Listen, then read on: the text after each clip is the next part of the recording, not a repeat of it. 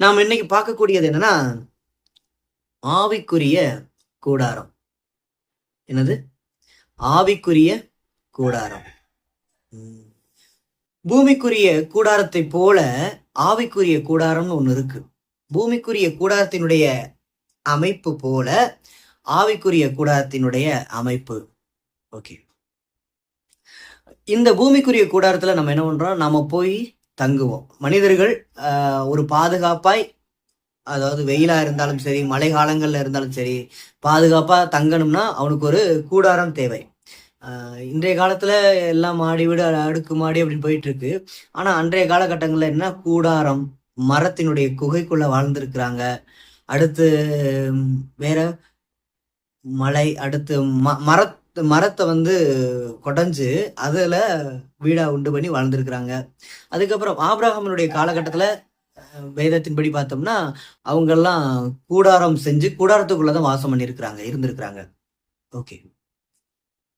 அந்த கூடாரத்தை பற்றி, அந்த கூடாரத்தை உவமையாக வச்சு ஆவிக்குரிய கூடாரத்தை பார்க்க போறோம். பூமிக்குரிய கூடாரத்தை எடுத்துக்காட்டா வைத்து நாம் ஆவிக்குரிய கூடாரத்தை பார்க்க போறோம். ஸ்தோத்திர பிரியமானவர்களே,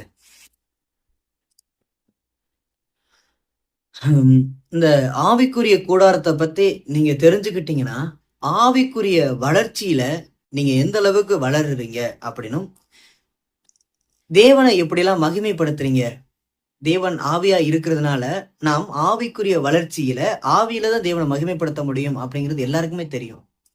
அதை பத்தியும், அடுத்து இந்த ஆவிக்குரிய கூடாரத்தை பொறுத்துதான் நம்மளுடைய ஆசீர்வாதமும் இருக்கு. இன்னைக்கு நிறைய பேர் சபைகளுக்கு போயிட்டு இருக்கிறீங்க, எத்தனையோ வருட காலமா சபைகளுக்கு எல்லாம் போயிட்டு இருக்கிறீங்க, பிடிவாதமான வைராக்கியமான கிறிஸ்தவர்களா இருக்கிறீங்க. ஆனா உங்களுடைய வாழ்க்கையில ஆசீர்வாதம், அது பூமிக்குரிய ஆசீர்வாதமா இருந்தாலும் சரி, ஆவிக்குரிய ஆசீர்வாதமா இருந்தாலும் சரி, இன்னைக்கு தடைப்பட்ட நிலைமையா தான் இருக்கு. ஸ்தோத்திரம். இதுக்கெல்லாம் காரணம் நீங்க ஆவிக்குரிய கூடாரத்தை பற்றி தெரிந்து கொள்ளாமல் இருப்பதுதான் காரணமா இருக்கு.